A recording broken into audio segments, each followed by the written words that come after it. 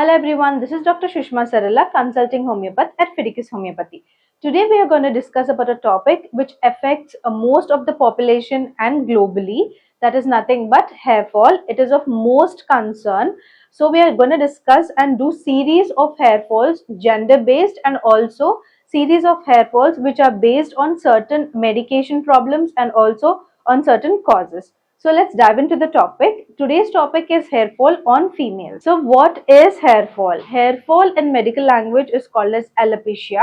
It can occur either in the scalp or anywhere in the body, and that whole terminology is called as alopecia. It has different names for it.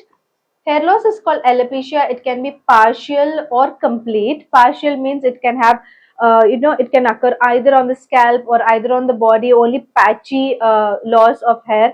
All of this is considered as partial. If it is complete, that means there is no hair on the body. Okay, and it can occur anywhere in the body, but mostly it will occur on the scalp for majority of the population. Now let's get into the signs and symptoms of hair fall. As you can see in the picture, see, there is receding hairline and also there is widening of the hair. What is widening? That is in the temple part you will be having hair fall. So let's go deep into each sign and symptom with the picture so that you can get a better idea of it. Now we will know the signs and symptoms in detail. As you can see in the picture here, see, you can see that the hairline is receding. It is until here and it starts to recede. Okay, you can see that the hairline started here, it has started to recede back, and also there is widening, that is this part, especially the temple part of the scalp, there is hair fall and they start to cover it with the little small hairs that we develop. So there is a widening here and also receding hair. So receding hair is usually seen in male pattern baldness, but in certain section of people who have tight ponytails or who do pulling of the hair, there will be receding of the hairline. And also widening part of hairline is common in female pattern baldness. Now as you can see in the picture, see, is there any healthiness added to this hair? The hair is very dry, the hair is very brittle, and it has broken in the middle itself. So you cannot say that the hair is not in full length, and also you can say broken hairs here and there. You can see that the hair is very dry, brittle and lifeless. See, when you are starting to experience hair fall, you will have symptoms like these. And if you have a lot of scaling of the scalp, that is in conditions like seborrheic dermatitis, or if you are suffering from yeast or fungal infection of the scalp, if you are having too much of psoriasis attack or scalp psoriasis, in all of these there will be severe scalp scaling, which can lead into this reddy, itchy flakes, and also can be associated with the hair fall, and it can also make your hair having patchy hair loss. As you can see, this patch, there is very little hair compared to the other parts of the scalp. So there is patchy hair loss also. Now we'll see the next sign and symptom. As you can see in the picture here, there is hair fall in the vertex area, that is on top of the head. And also you can see that if you start to make sections of the hair, you will see that there is increased or widening of the scalp in the section. That is also a symptom of hair fall. Now let us get into the investigations part. See, if you're experiencing hair fall, how do you even know that if you're experiencing hair fall? When you comb your hair every day in the morning or at night, and if you see that, see, it is not when you're oiling your hair. When you oil your hair, you tend to have a little bit more amount of hair fall compared to the normal, when you're combing your normal hair. So when you're combing your hair normally without any oil, and if you find that and you count the number of strands that is more than 100 or 120, that means you are experiencing hair fall. So let us know what are the investigations that need to be done. For example, if you are suffering from hair fall and you're going to a doctor, the primary thing will be physical examination. So what do you mean by physical examination? There are certain tests that need to be done in order to know if you're having or experiencing hair fall. First, we'll see into the pictures and let you know what sort of investigations they are. See, this is called as the pull test. What do you mean by pull test? Here, the doctor is taking a section of the hair and then they are pulling it. When they are pulling it, if there is more than 10% of hair fall, from that section, that means you are experiencing hair fall. So this pull test they will be doing all over the scalp, and if you are experiencing 10% of hair fall, it comes under hair fall issue. The second test is called as the tug test. So what is tug test? Here they are taking a section of hair and they're placing the section of hair here and they'll start to pull from here. This is called as a tug test. If you're having visible, brittle and also thin hair, here in the tug test you will feel, or the doctor will see, that the hair, when they're starting to tug and pull it, it will come off. That is, the broken hair will come off. That means your hair is not healthy in nature. Apart from these two physical examination tests, we have other investigations which are also very important in monitoring your hair fall. First thing being the blood test. So why do you need a blood test for hair fall is that certain levels, like for example iron deficiency anemia, folate deficiency, or if you're having B12 deficiency, vitamin D deficiency, A deficiency, or hypervitaminosis of vitamin A can also lead into hair fall. So by doing the blood test, we will know if there is any underlying cause. Even in certain liver problems also, and also in kidney problems, you will be experiencing hair fall. To know all of this, we will be doing a blood test. And then the skin biopsy.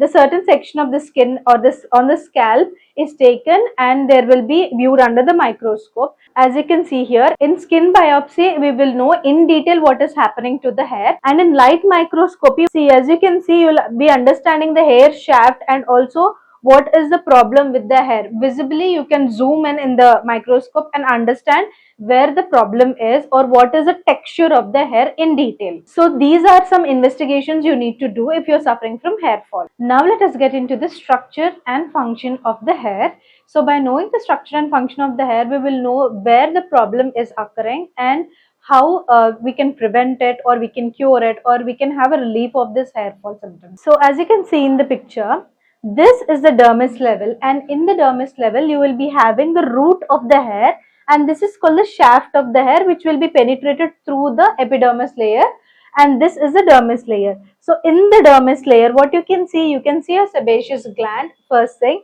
Second thing, you can see blood vessels, right?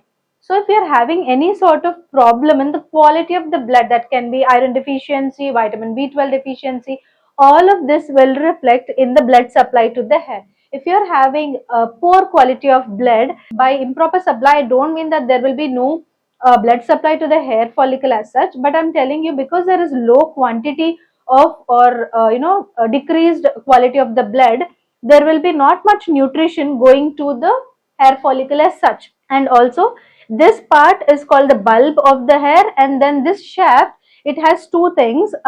See, you can see the outer one is called as cuticle part, the cortex part, and the medullary part. Okay, and the cuticle, all of this is made up of the keratin protein. So protein intake is also very important in hair fall issues. Okay, so many people feel that hair is for aesthetic purposes. Remember that the reason why we have hair on the scalp or anywhere on the body is for thermoregulation. That is to maintain a certain body temperature, which is necessary for the bodily functions. And also, not only that, the scalp hair protects the scalp as such from direct sun. Okay, if you're going out in the direct sun, if you're having hair fall, you will feel that there is a little bit of more heat generated. So in order to regulate the body, we have scalp hair or hair anywhere on the body, and also to protect the scalp from direct sun, we have this hair. So here today we are discussing about scalp hair fall, especially in women. Now let us get into the causes and risk factors for female hair fall, especially on the scalp. As you can see, the first and foremost thing is genetics. If your mother or your father or your grandmother or your grandparents are suffering from severe sort of hair fall, then you can also experience this hair fall. But there are certain things that you can do, if you're having a genetic history, that is taking good diet and also lifestyle improvement can delay this process. Next thing, hormonal changes. So what sort of hormonal changes will cause this female scalp hair fall? First and foremost, if you're getting pregnant, then that can cause hormonal fluctuation leading into hair fall. Second thing, what will happen is during lactation, many women have hair fall issue, especially during the lactation phase. So if you are lactating women, then you will be having this hair fall, but there will be regain, that is the hair follicles will start again to grow after the lactation period if you are taking proper diet as well as medication. Next, coming to the hormonal changes, we have the main problem, especially in the teenagers, in the working women sector, that is PCOD. If you are suffering from PCOS or PCOD, you will be having hyperandrogenism, that is a little bit more amount of testosterone and also a little bit of more amount of estrogen, which can cause hair fall and also unwanted hair growth on the body parts, whereas there is hair fall on the scalp. Okay, that is also a problem with the hormonal issues, especially. And other thing that people are suffering, if they are not suffering from PCOS, pregnancy or lactation, is the thyroid issue. Any fluctuation in the thyroid gland functioning, that is, it can be hyperthyroidism or it can be hypothyroidism, can lead into hair fall issues. Next is the medical condition. So what sort of medical conditions will lead into the hair fall issue? See, the primary medical condition that will lead into the hair fall issue is iron deficiency anemia or folate deficiency, zinc deficiency, selenium deficiency, or if you're having megaloblastic anemia, that is vitamin B12 deficiency. All of these deficiencies along with vitamin D deficiency. So vitamin D deficiency is also very important. If you're not getting enough of sun exposure, that can lead into vitamin D deficiency, which can lead into hair fall. All of these other deficiency, as I told you, can also lead into the hair fall. What are the other medical conditions? The other medical conditions like fatty liver. If you are experiencing grade 2 or grade 3 fatty liver, that can also cause hair fall. If you are experiencing obesity with hypertension, that can also lead into hair fall. If you are experiencing diabetes, that can also lead into hair fall. So please do check if you have any of these issues. Next, medications. Medication especially which is related to the arthritis, that is the joint medications. If you are taking a lot of painkillers or if you're taking a lot of medication for your pain, especially the arthritis condition, those medications have a tendency to cause hair fall. And also if you're taking medications for your hypertension, that is BP, that can also cause hair fall. Okay, and also if you're taking hormonal pills for PCOS or for PCOD or for any other female reproductive system disorders, that can also cause hair fall in a larger sector of people. Other causes, the main one, the primary one that you have to remember is stress. Stress is the main cause for hormonal fluctuation, and from the hormonal fluctuation you will be having hair fall. So if you are experiencing hair fall, you will again start to stress out. That is like a cycle. So if you are maintaining stress continuously, if you are having stress continuously and you are not doing anything to let go of that stress, it will cause hair fall. So make sure that you do not have stress. And also people who are experiencing acute illness, like if you are experiencing dengue or after malaria or after any sort of typhoid or COVID-19 symptoms or any flu symptoms, if they have sudden hair fall, then that is also coming under these other causes, which is called as telogen effluvium. We will discuss about this in detail in the next video. Next, coming into the body changes. So what happens in the hair so that we are experiencing this sort of hair fall? What are the changes? Look deep into it. See, as you can see here in the picture, first thing that you need to note is the blood supply. If you are having poor quality of blood, which means deficiency in magnesium, deficiency in selenium, deficiency in zinc, iron deficiency, folate deficiency, vitamin B12 deficiency, and also vitamin D deficiency, because that helps in overall build up in the body. All of this deficiency will have poor blood quality, so there is no enough of nutrition for the hair. And also low protein, especially vegetarians who are not consuming enough of protein, can also lead into hair fall because there is no proper nutrition going into the hair. And once you start taking good amount of protein, good amount of all of these micro elements, hair will start to grow. Just like menstrual cycle, the hair will also have cycle. It has 3 phases, but for your understanding, I will cut it short into 2 phases. The first phase is called as the growth phase, which takes 2 to 8 years. Okay, and the second phase is called regression phase. We're not talking much about it because it does not have a lot of impact. But the third phase is called as the falling phase. We are talking about the growth phase and the falling phase. Remember, in the growth phase, what happens is that the hair bulb, it will start to expand, the hair will start to grow in thickness and also in the length. Each hair follicle I'm talking about. So it will take about 2 to 8 years. and after that 2 to 3 months the hair will be in the regress state, that is where there is no growing, there is no falling. There is a third stage which is called as the falling stage, where the hair bud from the root it is taken away and then new hair will start developing. What happens is that if there is any sort of hormonal imbalance, or if there is any sort of poor blood quality, or if you are experiencing any other problems as I mentioned in the causes and the risk factors, what happens is that this bulb and this hair shaft after falling off, there is no new hair, and also the growth phase which should be for 2 to 8 years is also decreased. So it is at least just 1.5 year or 1 year of hair growth will be there.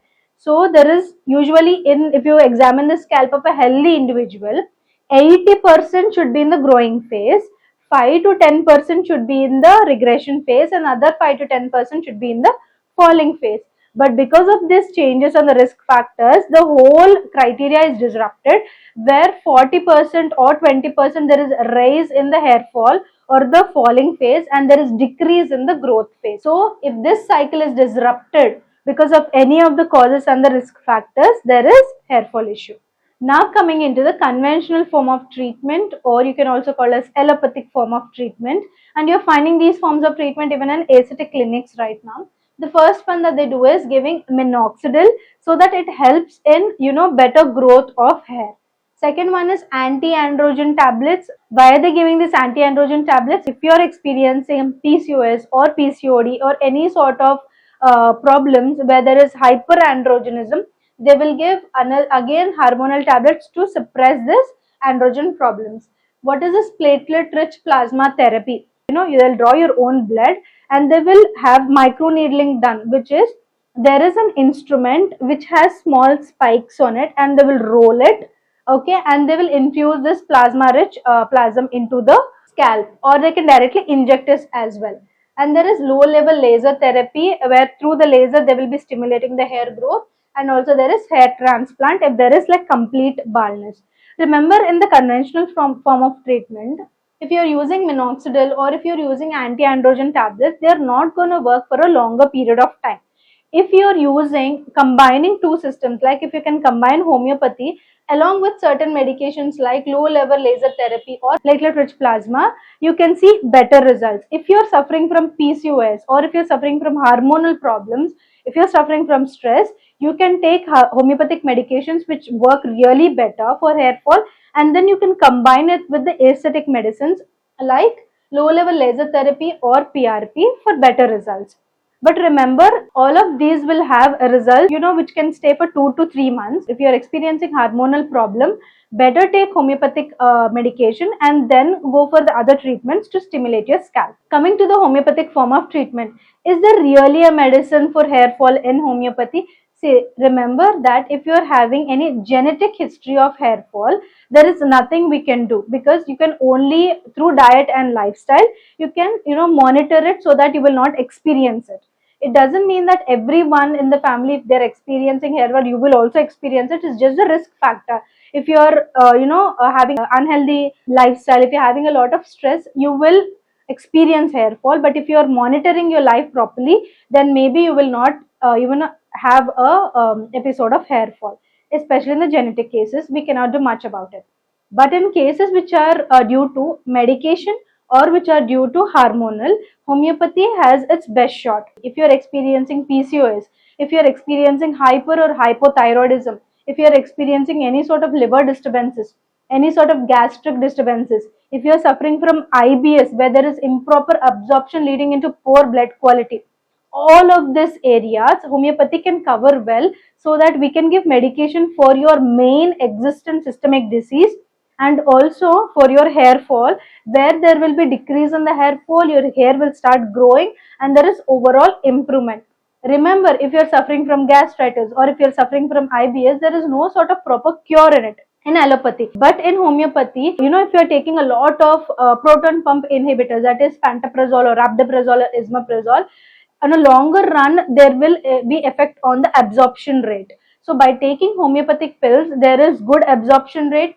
Your iron problems, your selenium, your zinc problems through homeopathic supplementations, as well as your stress will be dealt holistically, and by giving proper medication we can deal with all of this. Apart from the genetic causes, we can deal with the other hormonal or the medicinal causes. If you are experiencing hair fall due to certain medications like arthritis, homeopathy has a best shot even in it.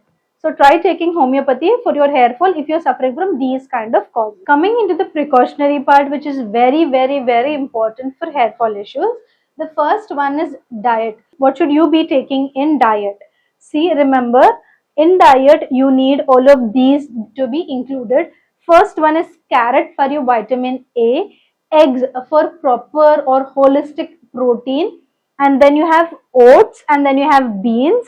Oats for fiber, and then you can replace oats with any other vegetable as well, and then beans for plant-based protein, and then green vegetables. Why do you need green vegetables? Remember, green vegetables have high amount of selenium, they have zinc, they have vitamin A also, and also these micro elements which are present in this green vegetables are very important to build your scalp health, to improve it, and also to form the hair properly and to increase the blood quality.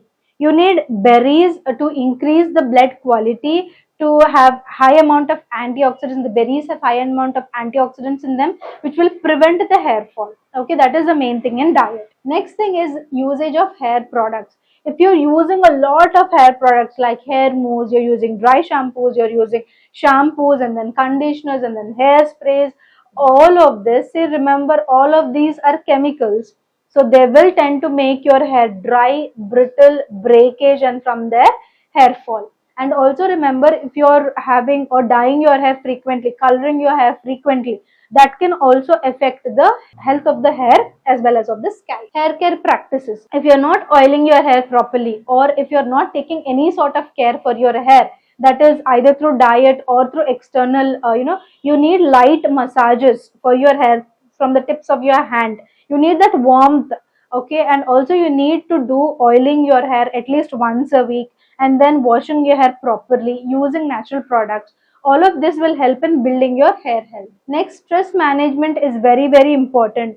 For example, if you're feeling very stressful and no matter what you do, you're not letting go of the stress, try taking a counseling session, because after taking a counseling session you might feel better. Try traveling to a different place, or a different town, or at least to your to different villages, so that if you start traveling, that aura of what you're experiencing, that stress will decrease and you'll start experiencing better health. And try to do medication as well as yoga for it. Medical conditions. If you're experiencing any sort of hormonal problems, remember, working out is very important, as working out will release hormones which are good for your health. Those are happy hormones, and those happy hormones will help in fighting this stress, and also will give you better hair. Lifestyle changes like including a lot of vegetables, a lot of protein. If you are suffering from iron deficiency, folate or vitamin B12 or D deficiency, maintaining that levels in your blood is also very important. Having a good lifestyle is very important for your hair health. What happens if you neglect the hair fall? Remember, hair is falling off not because of any other hair issues. If it is just because of hair products, or if it is of improper hair habits like pulling, tucking your hair, tying it in a high pony, or always putting it in bun, that can trigger hair fall. But remember, if you're having hair fall evenly, and if there is receding hairline and there is widening, these are the symptoms of something which is internal, that is systemic causes like hormonal. Many people experience hair fall with bad hairstyles, and when they stop it, the hair fall also stops. If it is not stopping even after these good hair practices, that means there is some sort of systemic disturbance inside your body. If that systemic disturbance is not corrected, there will be progression of hair loss, and there is no treatment for this medical condition. That can also lead into bad prognosis. It can have limited treatment option after it has gone to a certain level, and also it can psychologically impact, especially women. It can psychologically impact if you are having very bad scalp hair, or if you are experiencing hair loss. Try taking good lifestyle changes and also use medication as soon as possible. If you are experiencing hair fall, women especially on the scalp region, and you are having some hormonal issues or any other issues, then if you want to contact us, you can do it through two processes. One is the online consultation. You can contact us through audio and video consultation. And if you're staying nearby the nearest branch of Fidicus, you can come and contact us in person. After the doctor consultation, if you are having any sort of investigations, you can share it with us. If you need any more investigations, we will ask you to do it and share it with us. After all of this process, especially the online clients, we will be sending your medications to your doorstep. If you're staying in India, it can take 3 to 4 business days. If you're staying in USA, it can take 3 to 5 business days. And across the globe, anywhere, it can take 4 to 8 business days. If you are experiencing hair fall and you would like to take a doctor consultation, you can call us through this number, ping us or WhatsApp us or messages on this number. And if you'd like to know more about Fidicus Homeopathy, you can check out our website www.fidicus.com. If you are experiencing hair fall and if you want to choose a certain cure for your hair fall, why should you choose Fidicus Homeopathy? Remember, Fidicus Homeopathy stands for highest chance of health. Here we have 3 principles. First is we are dealing with patients with good success rate who are experiencing hair fall because of hormonal issues or because of allopathic medication side effects. Second thing, the transparent treatment. There is no gray area between the patient and the doctor. We will be explaining it to you, the process, the prognosis and everything. And also the personal care. If you're having any sort of myths or if you're having any sort of, queries regarding your hair fall, we will be educating you on that as well. So the personal care here at Fidicus is top notch. If you want to choose cure for your hair fall or if you want to decrease your hair fall, try choosing Fidicus Homeopathy. Thank you.